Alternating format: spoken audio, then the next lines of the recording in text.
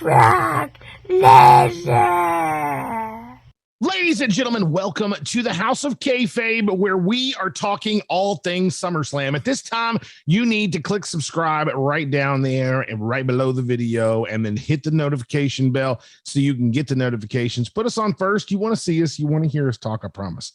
We are talking about SummerSlam today, and I am here with Adam Harris and Steven Barker, and also known as the other Steve. And he is here with us today, and you are excited. You know what I love? You're such a negative bastard. And when you are happy about something, it just beams from your very soul. And you are happy about SummerSlam, and you're not an easy fan to win over. Hey, man, I know McDonald's cheeseburgers are bad for you. You know what I'm saying? Like, I know what's bad. And, man, when wrestling's good, it's the best. And this year, it's been spotty. AEW's given us some good stuff, but nothing consistent from, bell to bell, beginning to end. WrestleMania was great. Man, we've suffered through some boring shit. And man, when it's good, you forget, like, man, WWE's really good at this stuff. It was great. I love this pay-per-view. Well, here's something that I have to mention, since you're so happy with wrestling, and I have to bring up the fact that it has to have a lot to do with Triple H. Dude, hey. There's been times when me and you have really thrown down on this show about Triple H, because I do not hide the fact that I am a very big Triple H fan. Triple H as a human being is in the top of the top with me. Did he make it on your Mount Rushmore when we did the Mount Rushmore episode? No, I don't think he did. He did not make it on my Mount Rushmore, but it doesn't. He's not that crazy. I tell you what, there are only a few people though that just stand out as someone that's like, I'd like to sit down and have dinner with that person and have a conversation with that person. And Triple H is on a short list there. And there aren't a whole lot of wrestlers on that list, to be honest, of people that I would like to actually sit down. And I mean, I'd eat dinner with anybody. I've ate dinner with Chris Jericho and it was a blast. But I tell you what, I want to sit down and actually have a conversation with Triple H. Vince McMahon would be someone I'd like to sit down and have a conversation with. But he was always somebody I said it would be cool to have like a steak dinner with Vince McMahon. Although now the things I would ask him have changed. Yeah, for sure. I still don't, you know what? I would not ask him about any of that stuff, because I still do not care about any of it. I still love Vince McMahon. I don't care. Man, fuck Vince McMahon. Let's talk about this great pay-per-view. This is a new time. We don't have to deal with the tyranny of that old, out-of-touch 77-year-old man who has given us some great moments that will enrich our lives forever. But man, look, it's a new girlfriend. Let's go. Well, he is gone now. Triple H is at the helm, and he is he's doing a good job, guys. What did you think about the kickoff here? What was the kickoff? I started a little late because I was working on the farm. I came in at the Heat Miser versus Bianca Belair match.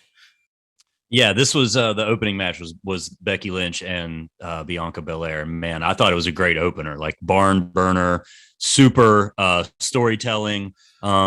It was interesting though, because they had speculated that maybe Becky is going to take back the man character, right? And which is exactly what she did. And she did not work super heel in this match. There were very few signs of her being like the vicious or conniving Becky Lynch. And that all made sense when, we had the big return of Bayley after the match. And when Bianca needed a little bit of backup, Becky Lynch rolled in there. I didn't see the injury. I don't know if you guys caught that or not. I didn't see it. I only saw the photos afterwards and realized where it had happened. Right. It's a Triple H reset. I think it's a Triple H reset. Don't you think, Brian? Like this big time I love Becky Lynch. I love her. And I haven't liked this big time Bex thing. It's not worked for her. She can't play resting bitch face cunt. You know what I mean? She plays like badass Irish brawler, the man. I disagree. I disagree too. I never liked the man. I never liked the man character. I don't like Becky Lynch trying to pretend like she's Stone Cold Steve Austin. I'm not into any of that. Big time Bex is what got me. It's the first time I've ever been into Becky Lynch ever. Really? Yeah, really? 100%. I've never been into Becky Lynch until Big Time Bex, and Big Time Bex was my favorite. I hate to see it go, but I understand why, because Becky sold a lot of merchandise. I know that my opinion is of the few. A lot of people love that gimmick. A lot of people love Becky Lynch as the man, which doesn't make any sense to me. Well, but that shows a man. That shows how broad she is as a character. That shows how good her work is that she can make a couple of us love this character, and then other of us are refreshed when she gets something, and then we're happy again when she goes back to it. I think she's got a lot of talent. I think Becky's, going to be one of the greatest of all time. I mean, when we look back on this. Promo. I honestly, I would put her up there with Charlotte when it comes to promo. Now, I wouldn't put her up there with Charlotte in the ring, and I think it's crazy when people talk about her like she is like this grandioso talent. She's not that far behind from Charlotte, though. In the ring, she's not Charlotte level, but on the mic, nobody is 100% Charlotte level, and that's what stands out. This is a great way to start the pay-per-view for sure. Yeah, and I really didn't understand their Bailey coming back with Dakota Kai and Io Sky now, not Shirai. Why did she change that? Any word on that? You know that? That seems like a leftover Vinceism, but I said the same thing. She sounded too non-American with that Shirai is what I felt. And that felt like Vince McMahon stuff. Maybe, but also on the same token, I see it from marketing standpoint, like the Japanese name Io Shirai is easy to misspell. It's hard to get right. So when they spell it this way, it's more fun. I hope I'm not like making excuses for something here, but you guys agree, like from a marketing standpoint, it's just easier. It sounds more like it's easier to say. Well, what's her gimmick? It's more like it spells. Genius of the Sky. Was that it? Yeah. Yes, that works. It works. Yeah. Io Sky. Yeah, I was not blown away by her the next night though. With her, with her doing this after Vince McMahon has left and when Triple H is in control, I'm wondering, is this a decision she made, or is this a decision the company made? Because I guess it could go either way. Because like you said, Sky works. Well, the fact that you're even asking that maybe the talent had a say in something really truly means that we are in a new era. You know what I mean? You think draws wanted to be puke? You know what I mean? Like, goddamn. Very, very true. Now, what happened next on where are we at? So the second match was another big kind of surprise here. Logan Paul defeated The Miz. Man, Logan Paul looks like $1 million. Yeah. He has really put the work in for this. I want to be the guy who trashes Logan Paul. Like, I want to be I want to hate Logan Paul like everybody else. I can't hate Logan Paul. Logan Paul is the man. Like, we're talking about a guy who went rounds with Mayweather and didn't go down. Nope. We're talking about a guy that beat a two-time UFC champion. He beat, he beat Ty. If I'm not mistaken, it was. I hope it's not his brother, but I'm pretty sure it's him because the weight class would be the same. He beat Tyron Woodley twice. He did, and he is a self-made millionaire. He kills everything he does, and he's came into this sport, had 2 matches, and both of them were extremely impressive. I mean, everybody was doing backflips over Bad Bunny, and Logan Paul is the best celebrity turned wrestler. By a lot, man. Let me. So the person that you saw at the beginning of this video is my 11-year-old stepdaughter, doing her best Brock Lesnar impersonation. And let me tell you about Logan Paul, what he's done. And this is just my house, man. Maybe this is one of the reasons I've loved this pay-per-view. So I inherited 4 children in a marriage, and I've only been in their life for a couple years, 5 years now or so. And I've not been able to influence them. She liked the man for a little while. She did a lot of the man for a while. She'd like come around like, I'm the man. So that was cute. Dude, she had seen Logan Paul on one of her Minecraft Twitch streams, and that fucking 11-year-old sat there in the rocking chair and I got to watch, and I know you've got to do this, Brian, because your kids are into it. I've watched a fucking fan being born and it's Vince McMahon, I would guess.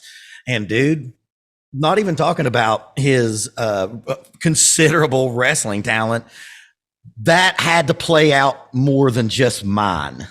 There were a lot of kids because, man, look, that's something I've been talking about a lot in the chat. Is this thing dying? Like when you just look at how few people really watch wrestling, is this shit dying? That means that no new fans are being made. Logan Paul probably last night made more new fans. Didn't like it before. Kind of always rolled their eyes when their jolly stepdad put it on and walked upstairs. And now she ain't stopped talking about it. She ran to her mom's truck when she pulled in to tell her about Logan Paul doing a flip. Wow. And dude, like just talking about his wrestling, this is my favorite Miz match I've ever seen. Yeah, 100%. I mean, I'm not gonna say it's my favorite Miz match that I've ever seen, but it's definitely very impressive on the part of Logan Paul. And this is the whole reason why you do things like this. You bring someone like Bad Bunny so that Bad Bunny's fans will check it out and maybe like something else. It's sort of like Lost Leaders at the grocery store. This is buy one, get one free so that you buy the double priced chips or whatever. It's the whole let's I mean, not a bait and switch, because it's actually just pulling you in to expose you to something brand new, and it clicks with some people. Believe me, I know it clicked with me a long time ago, and it never. And that's why they signed him. I mean, that's why that contract, how many number zeros is on there, it's worth it for the WWE, because have we heard how many zeros are on that contract? Because that's what I want to know. Yeah, it'd be great to know. He does not. He doesn't have to do this, dude. This guy, like, look, I am a very low tier, semi-successful YouTuber, and I have a good. That motherfucker makes tens of thousands of dollars a day on YouTube. Damn, for real. Like, dude, $5,000 a day is probably the lowest he's had in the last like 4 years. This guy does not need to do this. That's what I was going to say. I guarantee you that he is making less to do this than anything that he's been doing. And here's the thing about it with Bryn watching it. She was watching it initially interested in this guy who played Minecraft, you know, and dude, she got into the match because this shit, when it's done right, it gets you. And she, when Miz would kick out, she was pissed. Kayfabe was alive at my house, man. And it was, I thought he had great. It. Yeah, and then like when he started cheating, she was like, "You can't do that." I was like, "That's right, you can't." And it's bad when it happens. But here's the worst part about the whole fucking match. Of course, it's going to be Miz's fault. What did a fucking Polaroid going to do to hit Logan Paul with a Polaroid picture? What the fuck was that supposed to? That is the lamest foreign object in the history of the game. Yeah, well, I think it was supposed to be a card case. It's supposed to be it's supposed to be like a fortified, graded, and bejeweled, you know, covered in silver or gold or something, maybe. Yeah, I mean, I've got a thick card case behind me here. If I put it in my hand and stick a little bit of it out of it, I could probably knock you into the next room for sure. Your hands are the size of toasters. That's not fair. I mean, it wouldn't matter what the fuck. You could put a hot dog in there and you'd still do the same thing. Anybody holding a hard protruding object can do some damage. I will leave it at that. United States Championship match. You want to move on? Sorry, go ahead, Brian. Well, I was going to ask Brian, like, who is like the second best celebrity wrestler? And it's so far behind what Logan has done. Honestly, I would say that it's probably Bad Bunny. I mean, there haven't been a ton in recent memory. I mean, Maria Munoz. No slouch, that's for sure. But I would say it's probably definitely Bad Bunny. It damn sure isn't Johnny Knoxville. Whew. It's not Shaq either. No. As much as Shaq is America's sweetheart, boy, he can't wrestle. Yeah, he can sure sell the shit out of anything that you hand him, though. He is a salesman. I need to go back to WrestleMania 11 and see how Lawrence Taylor did. I don't really remember a lot about that. I don't remember it being good. No, I don't remember it being good. Really bad. Really, really bad. But speaking of... You can't count him either because he's a football player, not necessarily a celebrity. Yeah, and that's true, I guess. There have been literally hundreds and hundreds of football players. Like when people ask me who my favorite football player is, I always say Dusty Rhodes. Goldberg. Goldberg. Definitely not Goldberg. Roman Reigns. So anyway, the United States Championship match, Bobby Lashley versus Austin Theory, because I refuse to just call him Theory. And this was a good match. I like Theory. Me too. Me too. I'm into Theory. I think that he's cool. I think the burial is still partial storyline. I mean, I think they're actually going to use this "your daddy's gone now" thing, and these things, stuff's just going to keep happening to him. He might even be bad luck theory by the end of this gimmick. But yeah, he didn't have such a great night. And they sold the story that he was going to cash in so hard that at this point, I'm expecting him to lose, right? Because that would play right into the part of him cashing in at the end of the night, right? Now, is there a question of whether that cash in counts or not? Because he did hand over the case, but I don't think no bell actually rang to put him in the match. So I think he still has the briefcase. I believe that's right. Yeah, he had it on Monday. No, he didn't have it on Monday. Oh, he didn't? He wasn't there on Monday. His uncle passed away, an uncle that had a huge influence on his life, and his uncle passed away. So he took the night off and went home. Well, man, I think this is another. That sucks. Yeah, that's terrible. Shout out Austin Theory. I'm about to bury you for a second, but I think he's going to be I think he's a future star. Oh, sure. Just not yet, man. It's just, his paws are big, as the God Emperor would say, and it's just not time because there's just too many studs.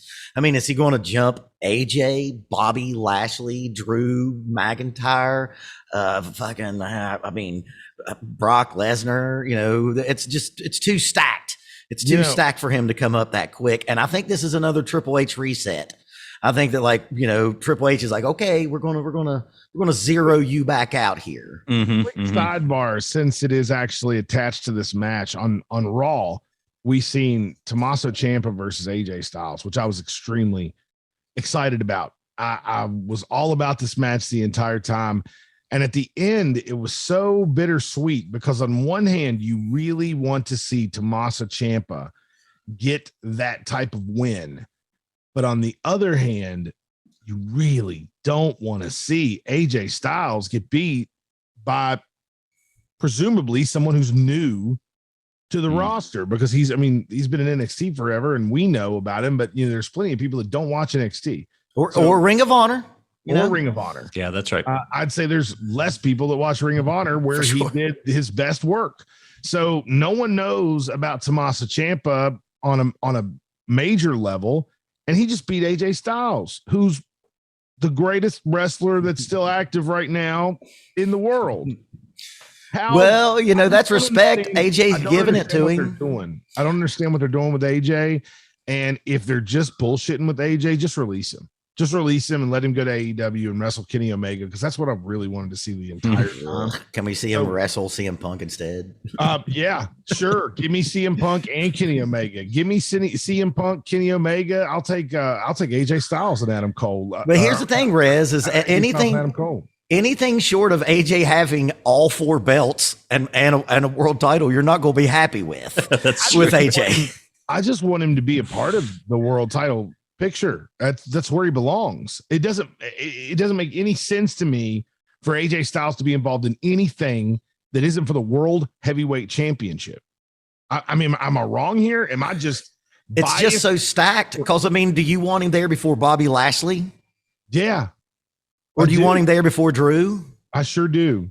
I guess I probably couldn't answer anybody, huh? Theory? More than anything. I want AJ Styles to be. I want AJ Styles versus Roman Reigns. Give me a face AJ Styles playing the almost the Shawn Michaels role against Roman Reigns. Give me that. Give me AJ Styles winning the title. I was going to say if he went to Roman Reigns right now, he'd be staring at the lights. Hey, just for fun, I pulled up last year's SummerSlam card just for fun, and we should all be reminded that this time last year it was RK Bro against AJ Styles and Omos. So almost. So I've been watching clips from the Kevin Nash podcast, and I think I've found, as Clutch, the legendary Marilyn Rocker said, the root of the problem has been isolated. Guess who trained Almost? Kevin Nash? Diesel. Oh my God. So who's letting him train? Of course. He didn't have a chance. He could have rode every inch of this country in the car with AJ Styles, and he was not going to get any information. And he didn't even have to teach him the hair flip because almost is bald. So that was only 4 moves. Yeah, that's true. And if you notice, Steve, I talked about that in the chat, and one of these days is going to be part of the Patreon. You'll get to pay to see that. Steve New said that like he named out all of the moves it almost does. And it's the exact Kevin Nash. He does the sidewalk slam. He does the back elbow. He does the big. First of all, almost is pretty limited. Being the size. We're talking, Kevin Nash. He's pretty limited, and really, we can talk all the crap we want about Kevin Nash, but when it comes down to it, when Diesel won the world championship, I was all about Diesel, and no one else was watching. All about. Diesel. I was watching, man. That 94 to 95. Stuff. You two were the ones that were still watching WWE. Maybe it was me and Adam, but we were in agreement. That means 100% of the fans watching love Diesel. That's right. Love Diesel. For sure. So let's we weren't thinking about work rate. So, that's true. Here's another thing: why do you think the NWO was the biggest thing in the world? It wasn't just because Hulk Hogan had dropped the leg drop heard around the world. It was also because Kevin Nash and Scott Hall had ran WWE for a solid year. I mean, Kevin Nash was a champion for a solid year. So him coming to WCW and doing that there, it showed how powerful Kevin Nash was at that time. It wasn't just me and Adam Harris watching. Well, no, and a lot of us grew up with it too, right? We grew up as he grew up, and now all of a sudden he's cool. He's out of that other character. We feel cooler, and we think, this is cooler. Now this is cool what he's doing. Who did he drop the belt to when he left? Shawn Michaels? Well, Shawn Michaels, he lost at what, 12, right? Or wait, when was the Iron Man match? He didn't drop it to Shawn Michaels. Shawn Michaels beat Bret Hart. Was it Undertaker? Diesel did not drop the belt to Undertaker. He dropped who did Diesel drop? Here we go. Okay, somebody in the comment section. Somebody in the comment section tell us. We're gonna have to go into the research. Anyway, let's get back to Bobby Lashley in Austin. And man, dude, Bobby Lashley is like the second or third most over on the whole roster. People are fiending for Bobby Lashley to kill everybody he steps in the ring with. He's so over, and he so deserves it. Inevitably he's going to get heated up. He's going to have to do the Roman Reigns thing. I have an issue with Bobby Lashley, and I'm a big Bobby Lashley fan, huge Bobby Lashley fan. I want him to go all the way to the top. I'd like to see Brock and Bobby Lashley in a freaking match before one of them can't even do this anymore.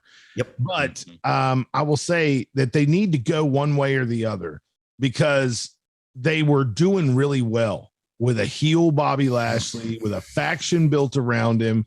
Right now, in my opinion, Shelton Benjamin and Cedric Alexander should still be with him. Mm-hmm. MVP should still be with him, and almost should be his bodyguard. It should be a faction built around Bobby Lashley. That's how you get the most out of Bobby Lashley, because with all those people, he doesn't have to speak. And he can't speak. And you could push him as an absolute monster that wrecks everybody. You could really push a Tyson style gimmick with Bobby Lashley. They're kind of doing that though, man. He's been killing everybody. Well, he's not enough of a face. If you're going to make him a face, okay, I'm okay. Go ahead, get rid of his awesome stable, get rid of his awesome manager, get rid of all of that awesome shit. Go ahead, but you got to make him a super face. You can't look like Bobby Lashley and not be a super face. Ask the British Bulldog. I give you. It'll keep you away from the world title. If he's going to be a face, he's got to be a monster face, just like he was on his way to being a monster heel when they derailed him. So you're talking to like a John Cena? Yeah. Like that? Like just smiling? Yeah. He should have squashed Almost. I mean, I think that's part of what hurt Lashley's character is all the selling and everything Lashley they had him do for Almost should have been a build like Hogan and Andre. Yeah. That's how it should have went down. But it should have been decisive for Lashley and maybe keep Almost off television for a while. Mm-hmm. Right. Yeah. And you know what? After Bobby beat Almost should have went to Bobby and asked to sit at the learning tree and be his be his backup and learn from Bobby, and you'd have just added to that awesome stable, and you would be building something that they really screwed up on that in my opinion. Yeah, I agree. They really did. So next match, Mysterios, Dominic and Ray against Finn Balor and Damian Priest of the Judgment Day. Speaking of last year, was when Priest won the U.S. belt, which I think is going to start to mean something again here shortly. But yeah, Priest and Finn representing the Judgment Day. Of course, the story here was the big return. Yes. And we were just talking about them screwing up majorly on a faction, and here's another example of it. This faction was going to do something really cool. I thought it was going to do something really cool, and at this point, you would have them feuding with Dominic and Ray, and then Dominic could turn, and then he goes to the dark side, and now you're building like a ministry type thing going on here, centered around Edge instead of centered around the Undertaker. You had a little bit of lightning, just a little bit in a bottle that could have been better, and you dropped it all. You know why that happened, right? From what I understand, they wanted to put some supernatural aspects to the group, and Edge didn't want to do that. So instead of going with, hey, okay, well, Edge doesn't want to do it, they were like, okay, we'll just remove Edge from his own group. And then we won't do anything supernatural. Yeah, and they haven't done the supernatural part either. Right. Well, that's because none of those people, as much as I'm pretty sure we all three like those three, there's no gravitas on the mic there. Damian Priest has a good voice, and maybe he'll get there, but Edge is a fucking Hall of Famer for a reason, and that's what you do. You use the older cats. Dude, Finn Balor's on his way up. Like one day, Brian, after AJ wins all 17 belts, then he's going to be bitching about Finn Balor going to be the next guy, right? But he ain't that guy right now. He's been a champ for a day or two. Well, I mean, he's just another example of squandered opportunity and squandered talent, because Finn Balor is incredible, but he has been just absolutely on the bottom for a long time. I don't understand it either. You put the Universal title on this guy. He's the very first Universal champion. You never got back to that push. He was gone for a while, though. He was out for a long time. But he could never you can't pick that back up. You obviously seen something in this guy. And you can't pick that back up when he comes back. So they had already dropped the ball on Finn, and this was actually Finn's opportunity to come back to be something. But he's not that guy on the mic that gets something believable over. He's a good match machine. He was that guy who could totally be Edge's sidekick and let Edge, send him into the stratosphere. That was totally his role, and you blew it. You blew it again. Anyway, we're talking about the Mysterios versus Damian Priest and Finn Balor. The match I'm not into because I'm not into the storyline, and I'm really not into Ray and Dominic. I'm really hoping they do something here. I really hope this is one of those angles that Triple H really needs to save, because you can do something with this, but you've got to do something with it. And I don't know about you guys, how you feel about Dominic in the ring, but I just, it's not there for me yet. And I would like to see him go to this group for the reason that he might be able to just stand back in the background a little bit, let Priest do the talking and let Finn do the talking, and let him learn a little bit and maybe be in some tag matches with some of these guys. You know what I'm saying? Like, does that make sense? Like, I feel like he needs to be a corporal for a little while and learn, just like we were talking about with, with having almost said at the learning tree of Lashley, Right. Same. I feel for Dom. He needs to get outside of Rey Mysterio's shadow and do something on his own, but it needs to involve some other mouthpiece, I think. You know what I do like about Dominic is I like the fact that they are pushing him the way they should push all second and third generation talents, even though he's not the one I wanted them to do it with. The way that they are pushing him. Why did you not do Brian Hennig like that? Why are you not putting that type of time and development into Bo Dallas? Why didn't you DiBiase Jr., Cody Rhodes? Yeah, but Cody Rhodes is going to be he got there. Yeah, he got there on his own. Well, he got there on his own, but they could have done it. He didn't have to go start AEW. He didn't have to go do all that. You could have done this with Cody Rhodes in-house. I have Stardust right here behind me. Dude, that was the first time I loved him. I thought Stardust was great. I thought it was great. I was like, I remember I was with my ex-girlfriend at that time, and I was just like, this is good professional wrestling. It got silly towards the end, but like, dude, he's great. But man, look, Dominic, he's only there because of who he is. He don't look good. He don't work good. And I will put it to this. Logan Paul has had 2 matches that we have all raved on. We are some of the most fickle, dickhead wrestling fans that you can come across. And the last guy that we wanted to love was Logan Paul. He's done it twice. Dominic has been working regularly. Didn't we see him, Adam, when we went to Smackdown together? Wasn't he there? I'm sorry, who? Dominic. Oh yeah. Yeah, I think so. Right. Yeah, there was so like a he's six-man tag. he's been doing house shows. This guy's getting reps in, and he just ain't got it, man. He got to get in the weight room. I mean, no, he doesn't look great. I don't think his look is great. I don't like his outfit. I don't like his haircut. I don't like any of that stuff. But I will say this. I challenge you, Barker, to go back and watch the beginning of Dominic Mysterio and then watch a match now, and you will see 2 different people. He definitely has got better. But he's getting blown out by a dude that don't do this. Logan Paul is a next level human being is all I can say about Logan Paul. And we don't know how much training he's been doing either. It ain't like he just stumbled out of the the thing studio. is, he's also an athlete, and that's something people don't realize about him is he was, I'm pretty sure, like a championship amateur wrestler in high school, and there is no other basis for any athletic endeavor. And if Derek Jones was here, it would be the few times he would say I was right, than amateur wrestling. If you're good at that, that transfers to every athletic endeavor that you can do. That's very true. So next on the card here, because this match definitely didn't do it for me, and I'm a huge Edge fan, and I still was like, Did you pop for the intro though? Did you pop for the intro? Of course I did. Of course I popped for the intro, but I love Edge. Edge is one of my favorite wrestlers of all time. So getting to see Edge is always good, no matter what. But but him coming up to that music, man, that music's so good. The point is though, is after the initial pop from the music and the entrance and the flames and the whole deal, then I'm like, man, Edge, you're in this storyline that doesn't make any sense. And God, I just felt bad for him. It's, why haven't you fixed this yet?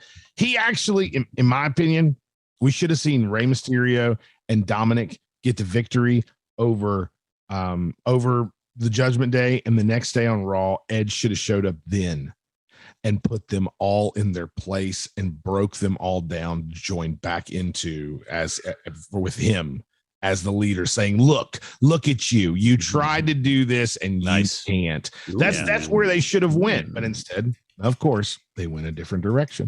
And Triple H might get us a reset. He might reset that. They should. There are a lot of ways to fix all the broken things that are going on. It's going to take some time. Yeah, it's going to. Man, that's a lot of super glue. That's a lot of super glue. I think if I was Triple H, I'd have went in there with a sledgehammer first day. Man, I don't know. You said that on another episode, and man, do you remember when they did that on WCW and like took all the belts and just hard reset? The problem is that was super corny. That was a super corny way to do it. Vince Russo was trying to be a star in the ring. It was all about him. It was a very, the way they did it in WCW was really bad. So if you're going to do that, don't do it. Just don't do it. But I think I don't think you take the belts. I don't think anytime that you just strip all the champions, you just said all my belts are worthless. So I would never strip all the champions just because the helm changed. I wouldn't do that. I hear you. And that's what Vince Russo did. It's not what I'm suggesting. Who's next? So this one, I'd say we all probably have some good opinions on Pat McAfee and Happy Corbin. I think part of the thing that made Logan, I think Pat McAfee looked partially not so good because of how good Logan Paul looked earlier in the card. I feel like we all had higher expectations for Pat. What do you guys think? I was gonna say this wasn't WrestleMania and this wasn't Adam Cole. Yeah, it definitely wasn't. But Pat McAfee still impresses the shit out of me every time he goes out. I love that guy. I think there was only so much you could do with Baron Corbin. Could be Baron Corbin. I want to like the guy. I really do. But it's just that he's another one. You need to put some work into him because this character isn't what it isn't what you're going to get the best out of Baron Corbin with. I don't think. Well, I think you really brought it up. You know, the dance partner has a lot to do with it. And man, he wrestled Theory, right? Pat McAfee and Theory at WrestleMania. Great match, man. It was a bit pitchy, dog. I think Pat McAfee was trying to maybe outperform Logan. Like that one thing where he jumps from the ground all the way to the third rope. That's a fucking impressive thing. Like Kurt Angle couldn't even do that shit. But man, he botched that. He botched his balance when he was up on he did a few things that was like, oh yeah, he's not a wrestler and he's not in the ring with a good hand because Baron Corbin is just kind of like. Well, it started with Austin Theory too. Austin Theory wasn't really that good of a hand for a guy who'd only had one match. I think Pat has been stuck in this cycle of trying to top what he did with Adam Cole. And what he did with Adam Cole was remarkable. But he was with Adam Cole. Right. And that's where the problem lies is there isn't an Adam Cole on the other side of the ring. And he wants to do as well. And he just can't without somebody that's Adam Cole's level. You said this was this wasn't WrestleMania, but this was a WrestleMania entrance. Do you guys remember this choir? That was so up good. At the top of the stadium. I mean, that was produced. Man, that was good. That was good stuff. Things like that at SummerSlam this year really made it feel like a Big Four again. And I mean, it always has been a Big Four, but it hasn't really felt like it. Mm-hmm. You know, you could swap out SummerSlam it in your house anytime in the last 5 years, and you wouldn't know the difference. But this time it kind of felt like, and maybe it's just me knowing that Triple H is in control and just secretly doing backflips in my head. But I don't know. Maybe it isn't. Did it feel like a Big Four to you guys?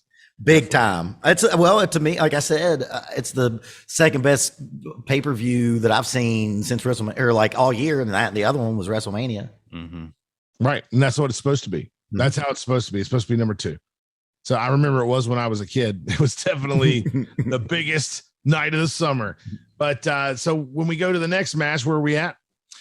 So this one was good. I was hyped for this one. The Usos and the Street Profits with our friend and future opponent for Ric Flair as the special guest referee, Jeff Jarrett, officiating. Yeah. Wearing the zebra stripes. It was future. It was future at that time. It was not future.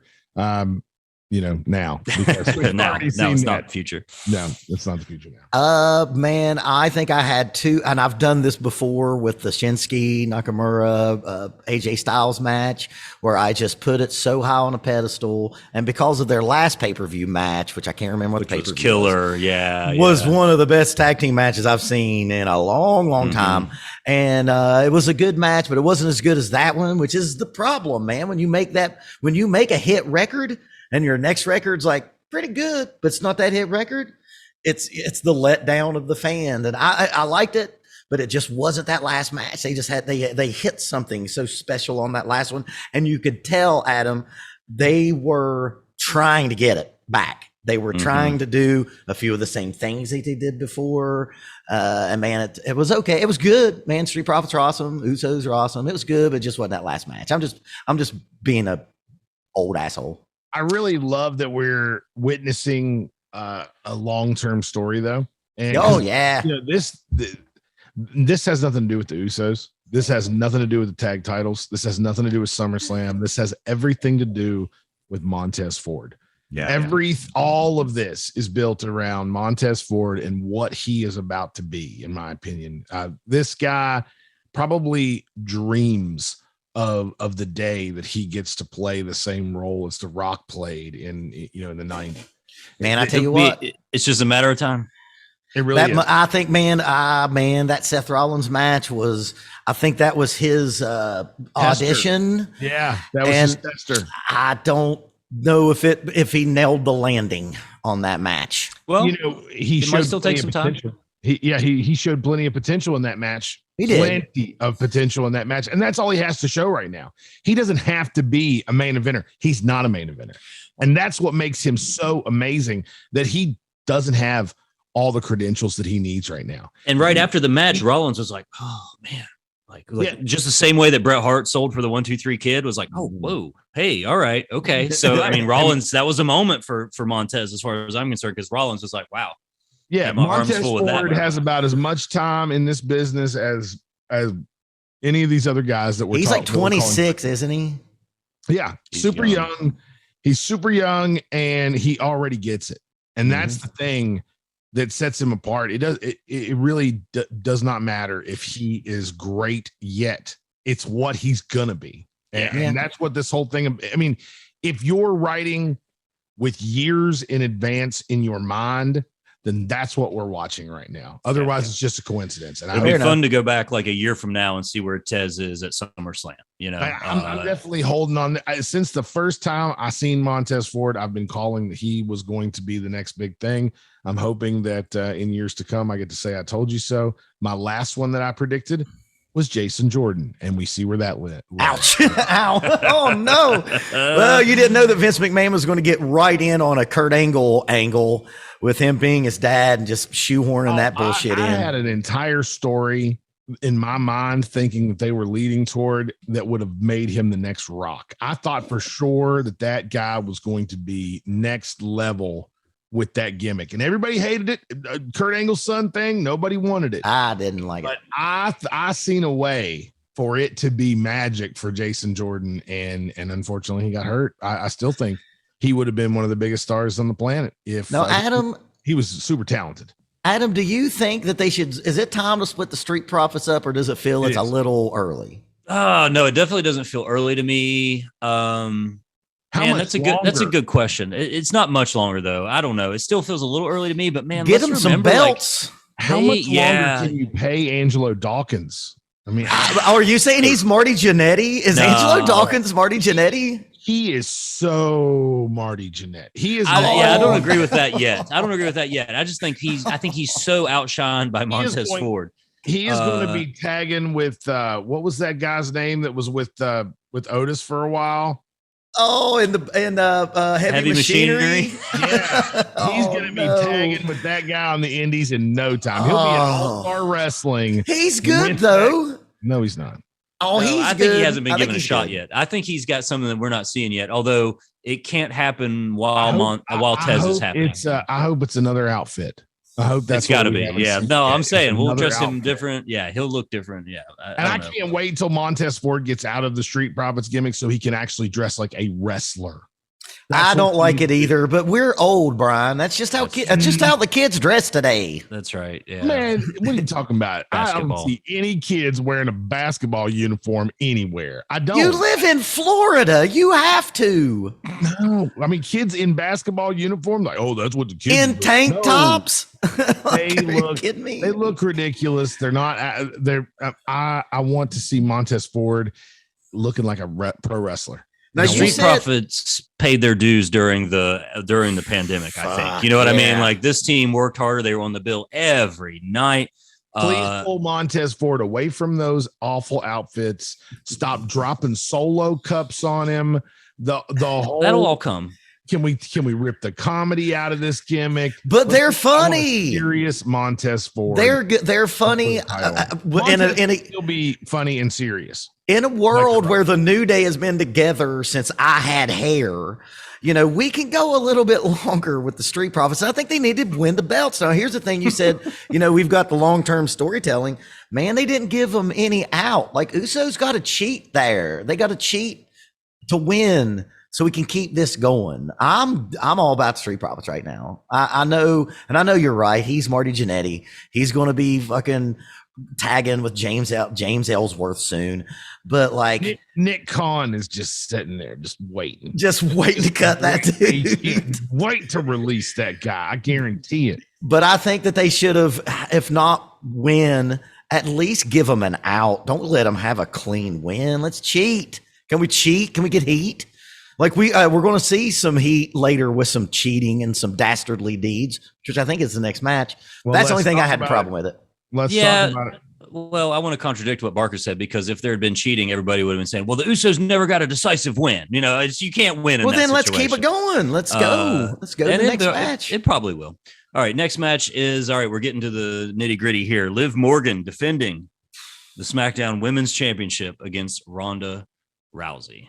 Well, Adam Harris being the purveyor of female wrestling and the guy that I go to for female wrestling insight, even more so than Derek Jones, the human encyclopedia of wrestling. You said on an earlier episode, please go check out. We've got a bunch of evergreen content back there for you, where you just didn't get Liv Tyler. Or Liv Tyler. I get Liv Tyler. I don't really get her either. Yeah, I get Liv Tyler like a motherfucker. Have you Liv seen Morgan. him? Have you? Yeah, Liv Morgan. Man, she should not be there. And dude, Ronda Rousey, Jim Cornette, the God Emperor says, it's easy to be a heel. It's hard to be a face. And Ronda Rousey ain't good at this. So let's not try to make her the smiley person. If you know her from the UFC, she's a bitch. Let her be a bitch. And she beat the dog shit out of Liv Morgan. Just Supermaned her through this whole thing, which is how she should be booked. I think she should have Superman Natalia. If she's going to be Brock Lesnar of the females, then let's go. And she beat the dog shit out of Liv Morgan. They give a fuck finish. And she did some heel shit and she got heat. And it's the first time I felt anything when she blew that fucking referee up. And man, that ref must do some BJJ, because if you notice, he did the block to the arm bar. Nice. And in real life, it would not have mattered, because if a judo Olympic champion gets hold of you like that, you're fucked. And dude, I'm for it. They said the ref's name too, again, which is another thing that's post Vince era that I Fans. appreciate. I don't know why, except that I think if we grew up in a certain era, they said all the referees' names. I knew It's like Pee you Wee knew 'em Reese. I knew when Pee they Wee came Reese. to the ring. Yeah, fuck Tommy yeah. Young. And exactly. And they stopped doing that for a while. And so that was just another thing I noticed is when she ripped up that referee, they said his name. I can't remember what it was now, but hey, I thought Ronda she made the best of this. Thankfully it wasn't too long. And there's a reason that this match was so far removed from the other women's matches, because they were hoping maybe you forgot about how good that opening match was before you saw this one. Well, what I will say about Liv is she looks like the champions of the Attitude Era, or the Attitude Era. Ouch! Did she not? Man. I mean, she has that. So to me, that the way that she is being booked in this makes sense, because she is a champion like Stacy Keibler was a champion. She is a champion like Tori Wilson was a champion. We're talking about she's a champion because she looks like she looks. If she didn't have her looks, she probably wouldn't be the champion. But the fact that they're putting her over Ronda Rousey in the ways that they are is brilliant. Yep, that's brilliant booking. It is. It 100% is brilliant booking, and there isn't anything wrong with Liv. I like Liv Morgan. I like her gimmick. I like everything about her. She's not that great in the ring, but that's okay, because we went through an entire era of wrestling where that did not matter at all. And she is remnants from that time. Yeah, we don't have to go back there though. Yeah, no doubt. This finish was excellent. The finish was excellent. The armbar where Liv kind of taps out, but yet Ronda's shoulders are pinned, so the ref doesn't see it. I like that as a finish. But we're going to find out. We don't have to go back there. We don't have to go back there, but I think it's okay to go back there with one star or maybe 2 stars. It's okay to have girls that aren't trying to be the next Charlotte Flair. That's okay. Because they can't be. Because they can't be. What was wrong with it in the Attitude Era is everybody had to be the same. Everyone, that's true. That's true. It's a different world now. We have a lot of talented females. There is room there. There's plenty of room for girls that have a different gimmick. And I agree that she's over because the fans like her. I mean, obviously she has a huge following. We're going to see if she can maintain that. Even that whole dream, she may improve on it. We'll see how the scripted goes, because she is not somebody that benefited from the scripting of the promos and the rehearsed backstage stuff. So let's see if she's actually got some personality that she can translate, in the Triple H era. I'm not counting Liv Morgan out totally. Is that what we're calling it? Are we calling it the Triple H era? It is. The Sledgehammer era? We all know you call him Paul, but most of us call him Triple H. I would never call him Paul. I would never call him Paul. Dude, why R-Truth, one of the many millions of things that why R-Truth is amazing, and I hope I get this over the way he did it. R-Truth one time called him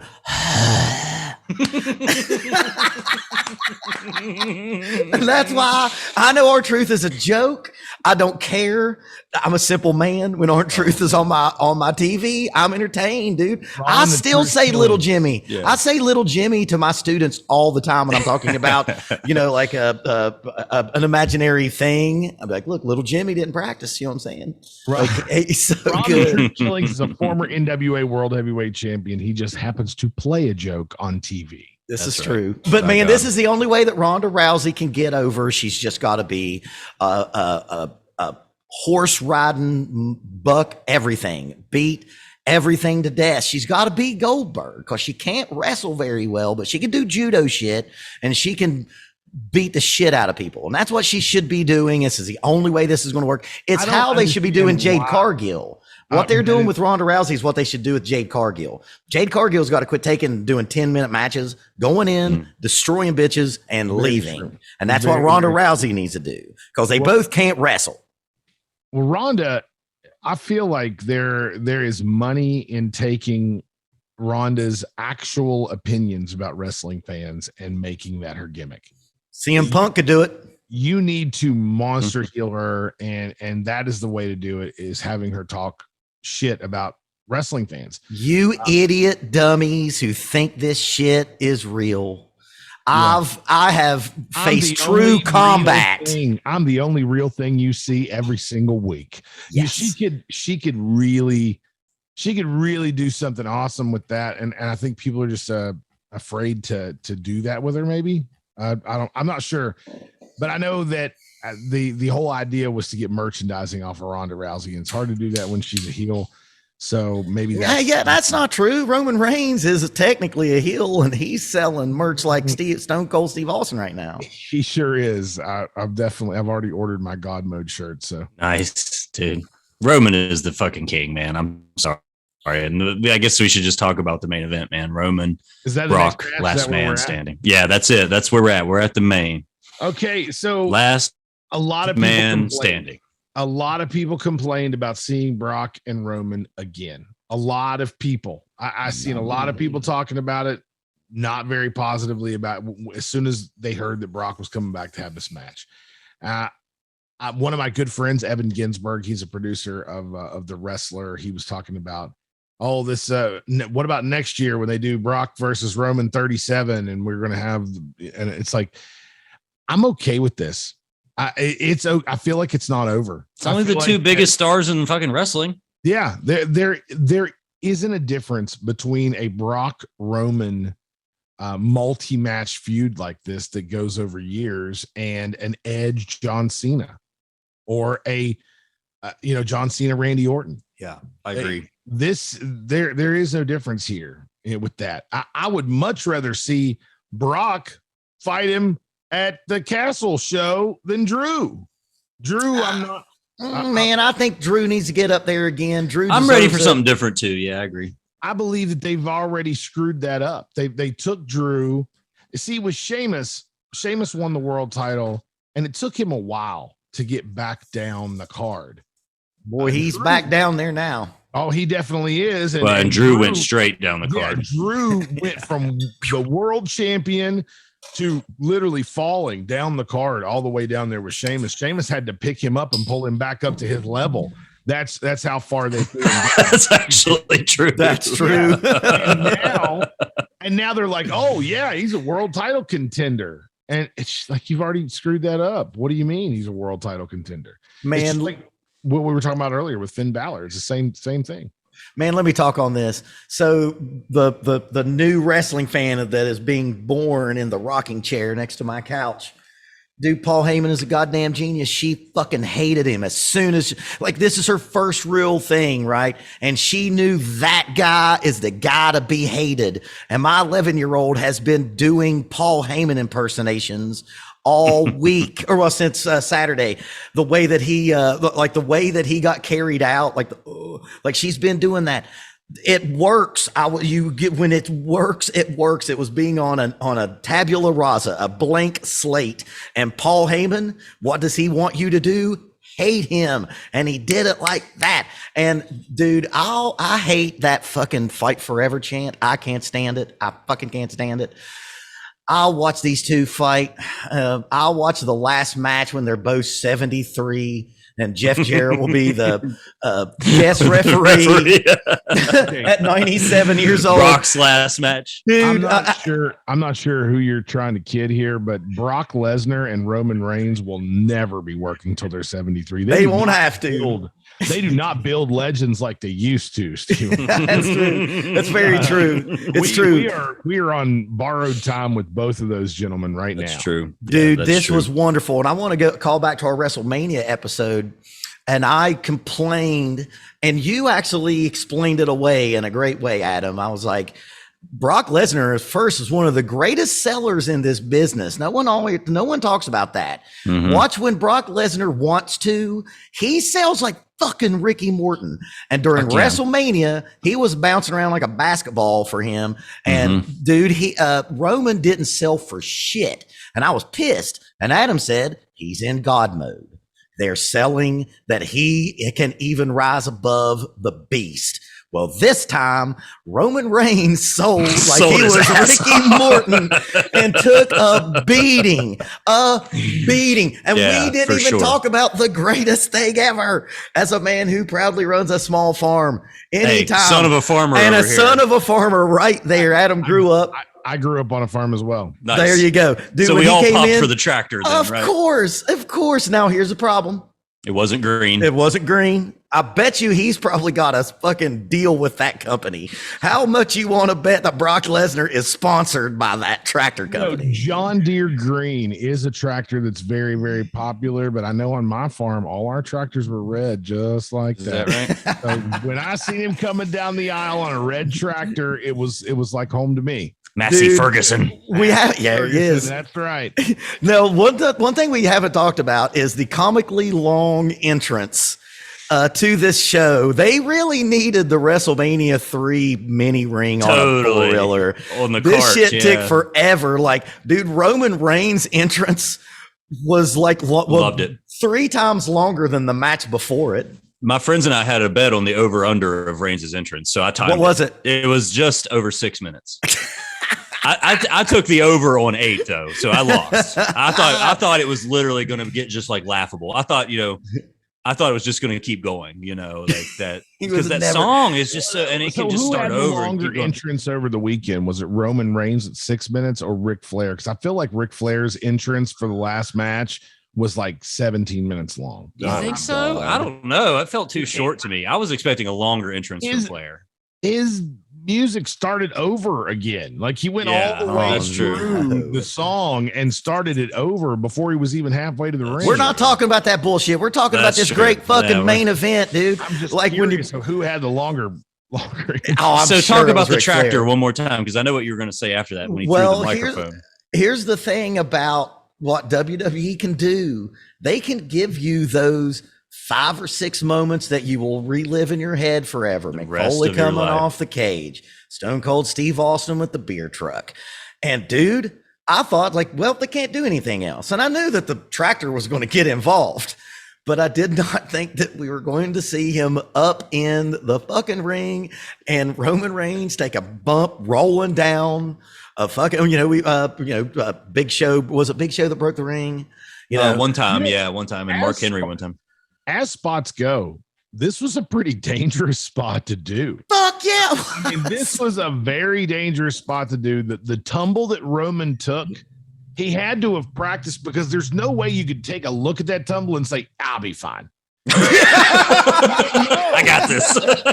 You don't know if you're going to be fine or not. It looked like something that could be it could be a real situation for someone. And another thing is, when you hit that ring with the tractor, who's to say you're not going to go a little bit farther than you need to go and smash some fans with the ring and the commentators? They hopped out of their seats, man. Can you imagine? I remember when I was at AEW.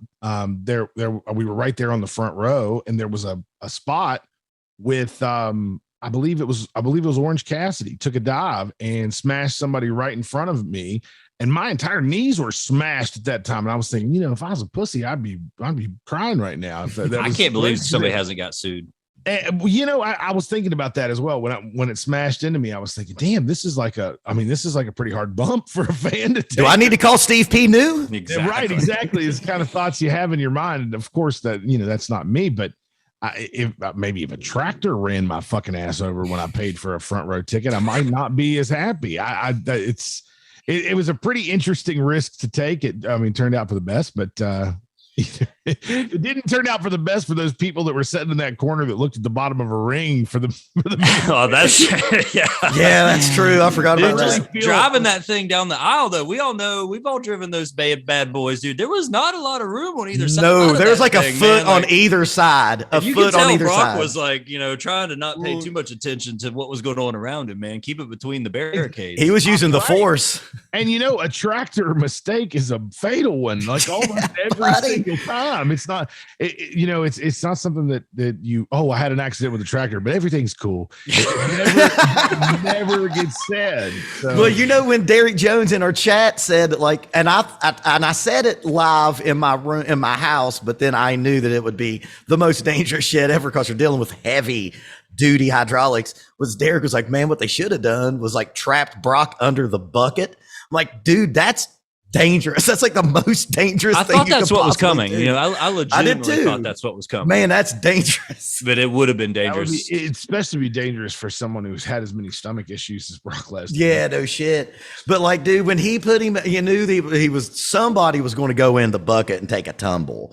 Now, did you notice? Because Brock's a great worker and he doesn't want to hurt his opponent. He had him high. And he dropped him real low before he dropped that bucket down. You know what I mean? They did it as safe as you.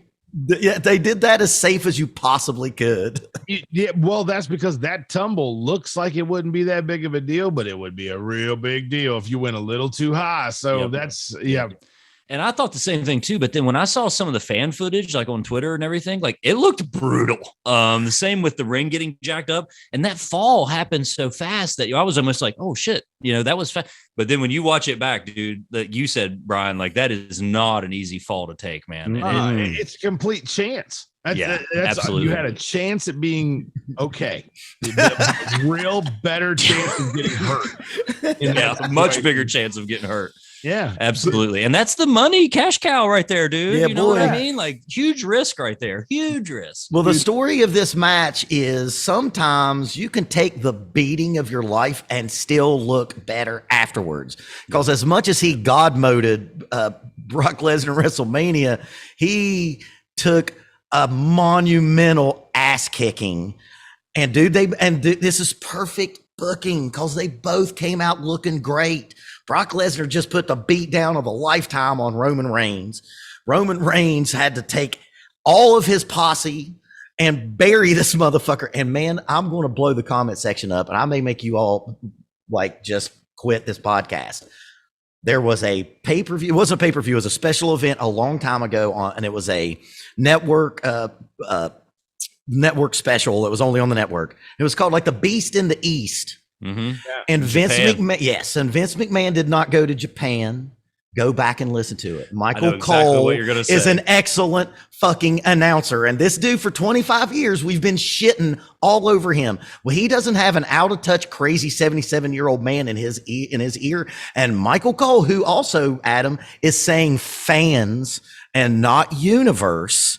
Dude, Michael Cole had a call for the ages when he said, I don't know what the first part of it was, but when he begged the ref to count faster because these men cannot take this motherfucking beating anymore. He wants to have some humanity about it. Michael Cole and he'll never win it because Dave Meltzer is a fucking shill. Man, Michael Cole may end up being one of the better announcers that we've heard. What do you think, Adam? I agree I completely remember the Beast from the East pay-per-view and thinking wow, Michael Cole is on fire. He knows move names. That Japan stuff. Yeah, exactly. And I hadn't even really thought of it until you said it, Barker, but it was yeah, dude, Cole is great. And he was emotional. Mm-hmm. He sounded invested. He was get somebody out here for Brock, and this is the Beast of the East who he's concerned about, which sold the finish to me.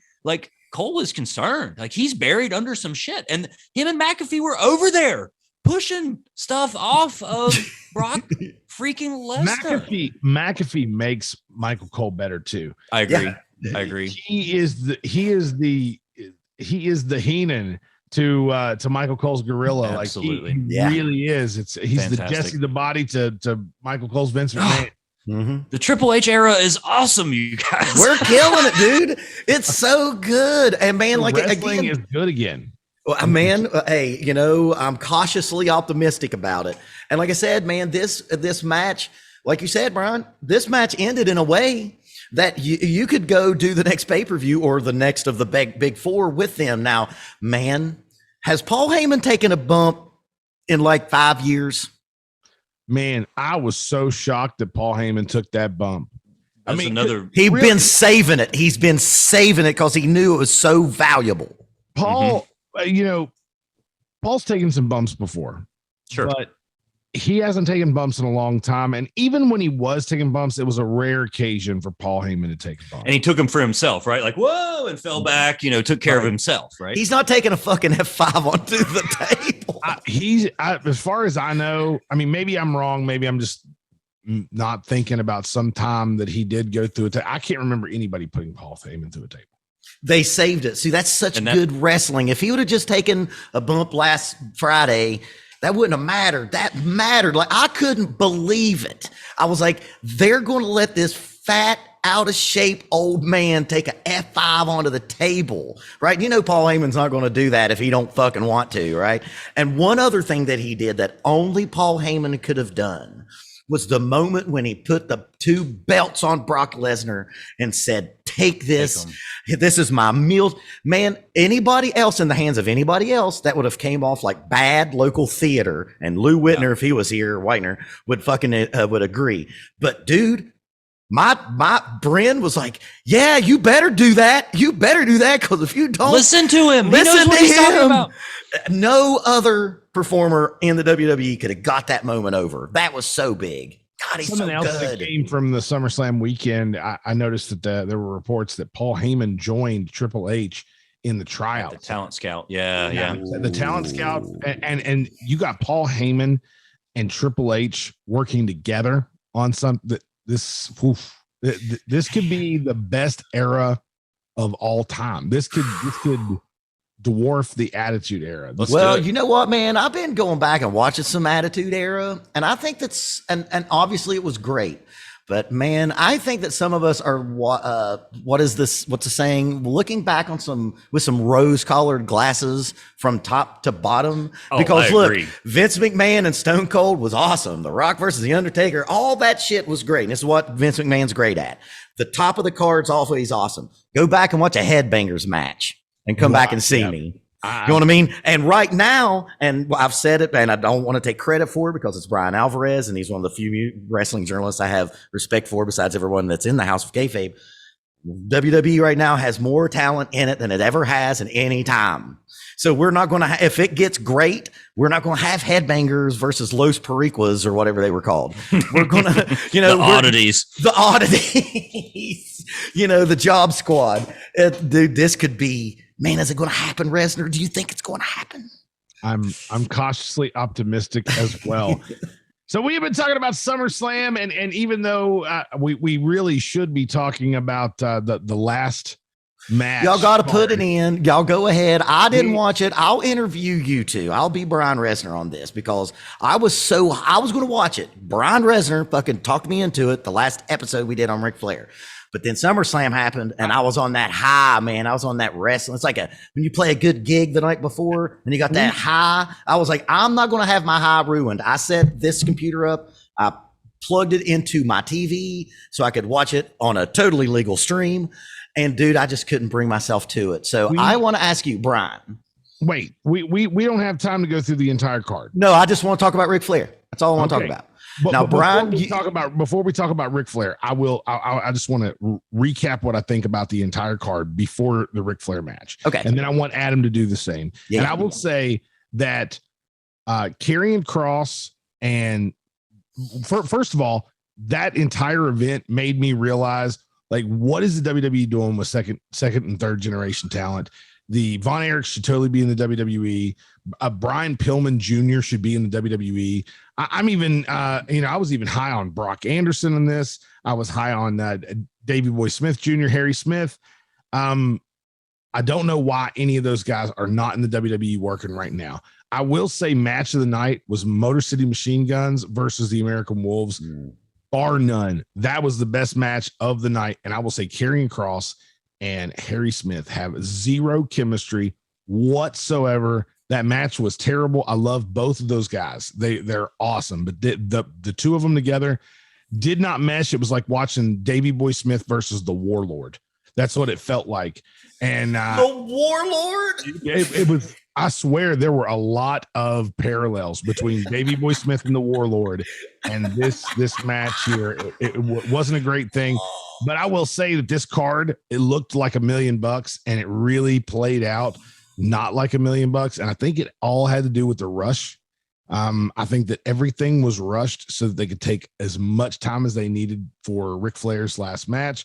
So even though that card looked super stacked, they didn't put a whole lot of time into the actual matches, so they weren't able to develop the way that we thought that they would on paper. But getting, that's my wrap up of everything except for the last match. Go ahead, Adam. What are your thoughts on the card? I don't have a lot to add to that too. I missed the first hours, but then they showed the very beginning, so I did get to see the Wolves and the Motor City Machine Guns. That was awesome. Awesome match. Great tag team action. Reminded me of the Bash and Beckley when we saw FTR versus the Wolves. I mean, the Wolves can obviously, and Eddie Edwards said this at WrestleCade. He was like, we could pretty much have a good match with anybody. And he was saying it like humbly, but like also like we're, and he's right. He was completely right. He's 100% right. And I did see the Cross Smith match. It was rough, but I think the thing I'll take away from it, and this was still an indie show. Definitely. They had really good production, and there was no like glitches or anything. Not a lot of major things that I noticed. David Crockett's mic was down like for most of the time, I thought. That's probably for the best. Well, probably. Yeah, probably. But on Cross, it's like that entrance, it's just a regular body guy when he walks out. Without the camera cuts and without the lighting and the red and the haze and everything, like it's a lot less impactful to me. And when there's less of that, then you're focusing on the ring work, right? And you get Warlord British Bulldog. Well, something to say about what you just said, and to tie in the Warlord as well. I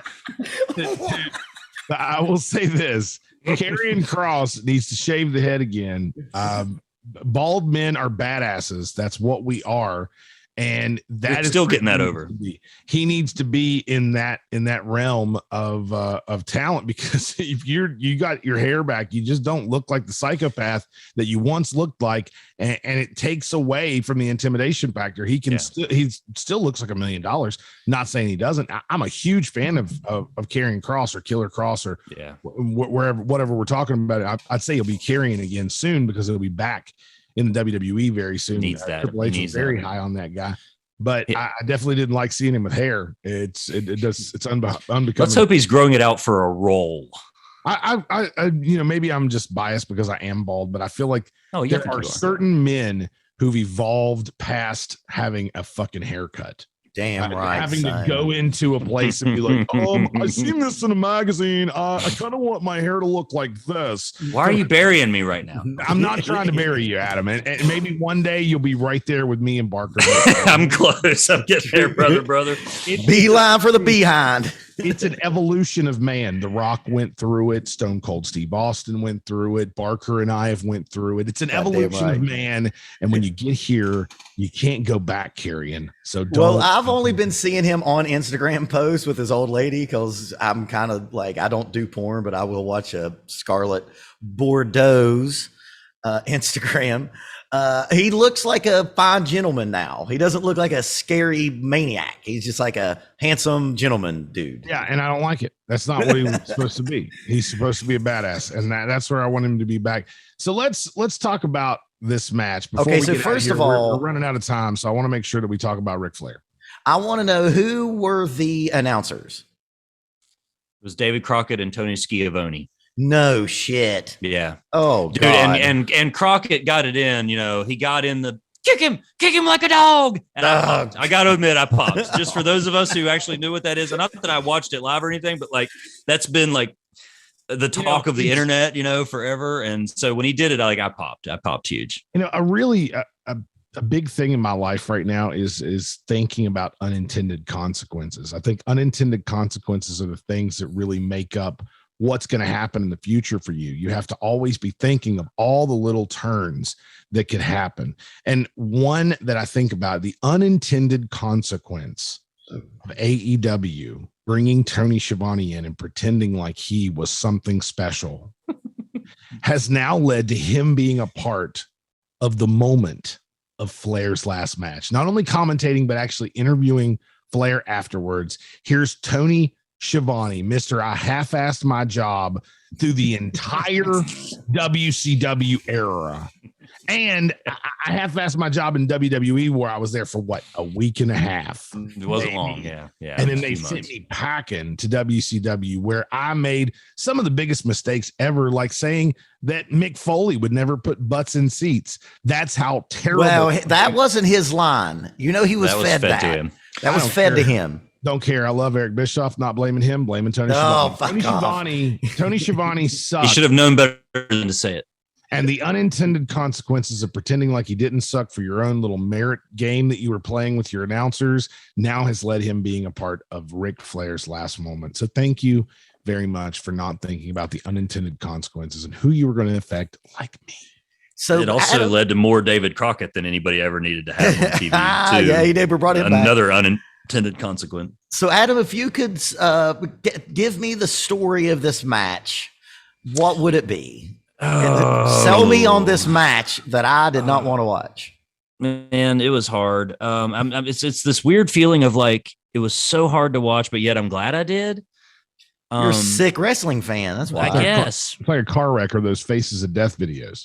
Absolutely. And I hate to say this because anybody that's cared for an elderly person probably had some trauma from watching this. I'm trying to be honest and not laugh about this, but like, he's an old, frail guy. And when Jay Lethal was trying to put him on the top rope, it was awkward as fuck. And you could like just stop. And thankfully he did. And they did the suplex anyway. And when Ric Flair said, like at the end of the match, he said, I couldn't really remember half of it. What did we just do? Like, what? Oh, no. He said he couldn't remember? There was dude, Steve. You should watch this someday. Maybe not today, maybe not tomorrow, but like at one point Flair tags in while he's laying on his back on the apron, right, Brian? Yeah, yeah. And what about when he rolled off of Jay Lethal and it took like 11 minutes? Yeah. It was hard, really hard to watch, man. On our video, old Rick, why you can go back, you can watch the video, you can see what we said before the match.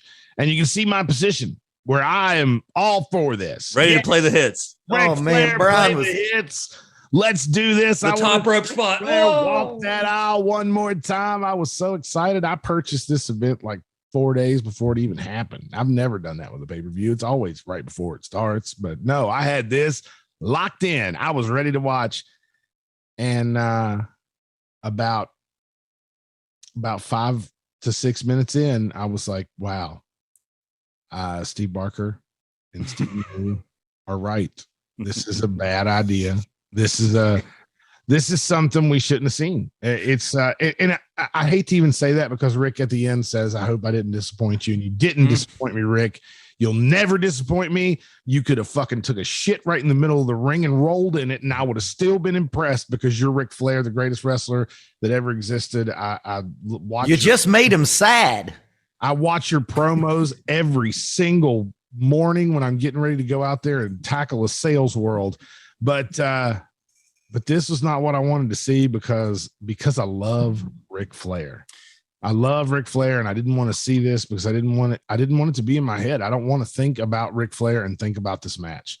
And we didn't talk enough in that video about some of the more precious moments. We didn't really review his career, and that's what they did all night long is all these people talking about, they had Sting, they had all these other people talking about his legendary career. I have a complaint about that. I don't think they had enough. I think that the fact that they played all of those in the pre-show and then played those same ones in throughout the show. Okay, I didn't watch the pre-show, so I didn't realize that. My opinion was bullshit because I already watched the pre-show. I want new shit when the show starts. You should have totally been able to get hundreds of people to do this. Why didn't you have fresh stuff all the whole time? That's just me being a nitpicky asshole. So I'm sorry. Well, I want to talk about the entrance again because it leads to what I said earlier, which is just the entrances were not as fantastic. You know what I mean? That maybe sound like a duh statement or whatever, but like I wanted this to be a WrestleMania entrance for Flair. And well, you have to have WWE. You have to have the machine behind. There's no fireworks. There's not even like a slow pan from the feet to the head, right? I mean, it's like none of that. It's just static camera shot following you as you walk down the aisle. Even though Conrad is filthy stinking rich, we do know this. I will say this, that it is not the same for just your average promoter to pull the licensing and all the stuff that you need together to do fireworks inside of a building. No, sure. Or have licensed music, there are all that so stuff. many things that require the WWE machine. But if we're talking about licensing music, they did not give a fuck about licensing music because they played stuff that Vince owned. They played stuff that Leonard Skinner owned. Who came into Leonard Skinner? Them boys came. There you go. I was going to say there were a couple entrances where I was like, "There's no." What about way that they match? this. What about the Dim Brothers match? Them boys. I mean, I'll tell you what it did is it showed me that why are you not sticking these Von Erichs in a WWE training center? I mean, they're not good. No, they're green. They're not good wrestlers. They're not good, but they look like $1 bazillion. Like they look incredible, and they're terrible. But they didn't have to be good to be in that match. They didn't have to put on a good performance because it was like, hey, them boys are going to come down here and beat the shit out of y'all for like 10 minutes. And then you guys take the loss and get out of here. And we can say we had Von Erichs. And that's what it's about, is saying you have Von Erichs. And if you put those boys through the NXT machine, you're going to come out on the other side with a great tag team that you're going to be able to use and you're going to be able to show lineage from and do what what you should be doing. So, and you know what? Go ahead. No, you go ahead. Well, I was going to say just real quick, and you know what? Because we're in the Triple H era, they'll probably be fucking Von Erichs, and they won't be Braun Breaker. I hope Braun Breaker disappears and we don't see him until he comes back as Rex Steiner. I want that for all of us. I'm hoping. I don't understand, and this has nothing to do with what we're talking about, but I have to mention it. Is we seen Max Dupree leave that terrible male models gimmick. I loved it. I love that shit. I hate that. I hate that so bad. And it's, what it reminds, it's that kind of stuff that's on your television, right? And you put yourself in this world of like, say your uncle walks in and watches you watch wrestling. Now he doesn't get wrestling. He doesn't understand it. I mean, I don't even have an uncle in mind that even this is. Oh, I agree. I know what you're saying for sure. But someone who doesn't watch wrestling, walks in on you watching wrestling, and you're looking at the screen and the male models are there and they're doing their whole deal. And this person's going to look at you like you're insane for liking wrestling at that point because they walked in at the wrong moment. But either way, that's not the point. The point is Max Dupree goes away. Maxine Dupree comes in. At that point, pretend like Max never existed and get away from it. Take this Rock Austin level talent and get him away from this stupid shit right now. And you have, I don't even care if it doesn't make sense. I don't care. Pretend like I'm misremembering that he was even involved in it. Just Men in Black me. Just fucking Men in Black the shit out of me and take that man back to NXT and make him and don't even do LA Knight. I want Eli Drake. That is who he is. And you've got $1 million on your hands right now. You won't even need to sign MJF if you got Eli Drake working at top capacity. I got bad news for you, Brian, because on Friday, Smackdown and the Go Home, he came back. He came back. That's what I was about to say. He showed right back. It makes zero sense why he came back. You had the perfect out right there. And I don't know why. I don't know why he came back to this Max. And what is the gimmick? You want to hang out with your sister? You and your sister manage models together? This is who wrote this? All right. Well, we've reached the halfway point of this video, so I want to go back to the entrance of Flair because you're a belt guy, Brian, and you're also a Rogue guy, and you're a Flair guy. what was with the entrance, man? Because he came out, the robe did not look fitted. It looked like he was trying not to trip over it. The robe was way too big for him. Then he had to turn around, turned his back to the audience, Barker. So remember this. So the robe, he turns his back and he's fiddling with it. And there's supposed to be this big reveal, right? And you hear Schiavone, that's big gold. So he was wearing the big gold underneath. He should have waited till he got to the ring, because he fumbles with it. And then he's got to keep the robe and the robe belt from tripping him while he walks down the aisle like this. And he was awkward as hell. It was so awkward. And you know what? The very first step where he screwed up was he got fucking drunk before he came out. That's the problem. Do you guys believe that? You think he was actually drunk? Okay, because you all out in my mind. He's just I old. spent 20 years of my life wrangling drunks. That he was drunk. And from what I understand, Flair doesn't do anything sober, and he definitely didn't do that sober. We seen it in the match. I mean, I get it. He's 73 years old. He can be rusty or whatever, but I seen those training videos. The guy from those training videos was not the guy in that wrestling match. That's what I thought too, man. After watching those, I thought we were going to see some of those spots. That's because at 10 a.m. in the morning, when you go to meet Jay Lethal at the gym, you're not drunk. You might be a little toasty from the night before, but you're not drunk. And when you show up at, 9 o'clock when he went out, that's probably why they were like, okay, everybody get out there, get your stuff in as quick as you can, get these matches done. Flair is on his second bottle of tequila, and we have got to get him out to the ring. And that's what it felt like when he came out, as he stumble bummed around. And the robe's too big. Whoever ordered that robe should get slapped in the face. Probably was Conrad. They should have hire a seamstress. They should have tightened that thing up weeks ago. I mean, it should have fit like $1 million. Like they all did. Like they all did. Right. He should have showed the belt off in the ring, not at the top of the ramp, especially if you're going to have to stumble fuck around with it. And the t-shirt throws you off too. That's another thing that throws you off, even though I'm sure that seeing Ric Flair with his shirt off is not the same as it was at one time, as far as like, him looking like he could actually do something. It would probably be negative to what he's trying to accomplish, but it did throw you off. And it looked like a nightgown. Tumbled around, and it was just, there were so many things that just didn't leave a good picture in your mind. Now, here's the thing. Me and Steve New told you all this, and it isn't like we're visionaries. We just have Wikipedia, and we saw that he's 73 years old and is a functioning alcoholic. As some would say, a functioning alcoholic. When you all said he's drunk, and Derek said that he was, it's like, Derek don't party. He doesn't know. And the only thing that I have seen was what he posted on his Instagram is when he did the strut. And when he did the strut, he had to grab the rope for balance. That man's hammered, not like buzzed up. He's wasted, man. That's so shitty to shit on such a great legacy. I feel like I feel like no one's really talking about him being drunk because they just don't want to.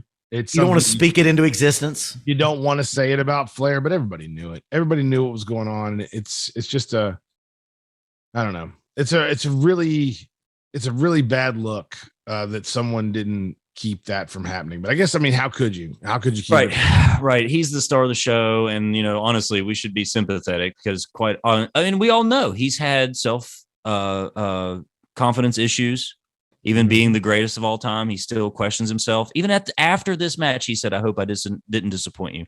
And that's the kind of thing that a serial self-confidence issue, somebody that struggles with self-confidence would do. Before we get out of here, I want to say that I'm nitpicky. This. Yeah. One of the things that really bothered me is the pinfall from the figure four with both shoulders on the mat. That bothered me. He's won like that before. Unless it's a payoff. Yeah, I was going to say, unless this leads, there's got to be a rematch now. Oh, God. We're not seeing it. Cha-ching, cha-ching, cha-ching. I told you. Watch it next time. The most carny thing of all would be calling this the last match and then, having the next last match after that. One thing we have to mention that really bothered, another cast member by the name of Matt Mullins. Matt Mullins is in Alaska right now, so he can't share his opinion. But one thing that he hit me up at it was like midnight or something. And he was like, How is he going to thank Kid Rock? You got Undertaker, Bret Hart, Mick Foley, Diamond Dallas Page, all these people right here in the front row, and you are going to mention Kid Rock in your final promo? What was going to go party with Kid Rock? He said, that's what he said. He said, well, no, but he also said, Kid Rock, are you kidding me? Kid Rock came into the dressing room before the show and said, I've got the night off, so you can entertain me for once. As if I wasn't under enough pressure. As if there wasn't enough pressure. Yeah. And then Kid Rock says that I've got to entertain him. And yeah, that's classic, like wrestlers not being good. Like wrestlers always wanted to validate of real celebrities, the validation of real celebrities. You're sitting here entertaining the Undertaker, Bret Hart, and Mick Foley. These guys don't have to watch wrestling anymore. They're watching wrestling because you're there. They came there for you. Entertaining them. It's super easy to entertain a guy like Kid Rock. I bet he watches wrestling every Monday, just like us. Mm-hmm. He's a fan. And then he said he was going to go party with Kid Rock. So he mentioned him not once, but twice in his final promo of all time. It literally burned Matt Mullins' ass up to hear that. He was so upset about it. Yeah, he watched it here in Charleston with me. So that 2-hour drive back to Oak Hill, he was fuming at Kid Rock. That is all he thought about was Kid Rock getting 2 mentions in the final Nature Boy promo. His wife was like, his fiance was like, how'd it go? He said, he thanked Kid Rock in the final promo. That's a good Matt Mullins. That's a good one. So, Brian, we can't end this episode on such a low note. Get us back up about how hopeful we are to the Triple H era, you Paul Levesque mark. I am super excited about the Triple H era. I feel like we're going to see things that we've never seen before. We're going to see some things that we have seen before that we want to see again. It's going to have a new feel and familiarity, and I think that it's perfect for the future to give us some high hopes and to think the way that we think. One thing I do want to remind everybody is to hit the subscribe button. We are on YouTube right now. This is an exclusive YouTube video. This will not be available on the podcast stream. So you YouTubers are going to be the ones that get to hear our opinions on not only SummerSlam, but Ric Flair's last match, which you have heard here today. Make sure you click subscribe. Make sure you hit the bell for the notifications and get ready, because next week we are opening the House of Kayfabe store. That is true. And you will get more information on that coming soon. And you will also get more information on the brand new House of Kayfabe show called HOK Live. HOK Live, we will be doing live alternate commentary for Monday Night Raw every Monday night. It's me and the new cast member, David Tyree, who will be joining me for the live broadcast, which we will also have Steve Barker chiming in from time to time, Adam Harris coming in from time to time, Matt Mullins, Stephen P. New, Derek Jones, and other people. You may see some wrestlers you've heard of before coming in to chat in on Raw. And I'm excited because I was kind of like dreading this. I was like, oh man, that means I've got to stay awake for Raw every single week after 3 hours. And I have to talk about everything that's going on. And now I'm excited to watch Raw again, and excited to be awake, and excited to definitely give you some alternate commentary, even though I might not need to now that Michael Cole doesn't have a 70-year-old man in his ear screaming at him. So who knows, but definitely join us for HOK Live. It will be coming out soon. You can check the Facebook for updates on that. And as for Stephen Barker, Adam Harris, and anyone else who may be a part of this podcast in the future, thank you for joining the House of Kayfabe.